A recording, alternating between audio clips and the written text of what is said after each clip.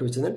Viewers, আমরা যদি এই গ্লোবালাইজেশনের যুগে অ্যাজ ইউজুয়াল নেমে লেখাপড়া শিখি, তাহলে আমাদের জীবনে সফলতা আসার সম্ভাবনা খুব কম। বন্ধুরা, সেজন্য আমাদের উচিত একটু ব্যতিক্রম উপায়ে লেখাপড়া শেখা।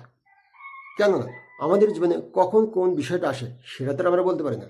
সেজন্য আমাদের উচিত প্রতিটা বিষয়ের উপরে আমাদের সূক্ষ্ম ধারণা রাখা। বন্ধুরা, আমরা আজকে শিখব যে ডিফেক্ট ওয়ার্ড কোনগুলা, বা ডিফেক্ট ওয়ার্ড বলতে কি বুঝি। বন্ধুরা, ডিফেক্ট ওয়ার্ড হচ্ছে দোষযুক্ত শব্দ। দোষযুক্ত শব্দগুলোকে আমরা বলছি ডিফেক্ট ওয়ার্ডস।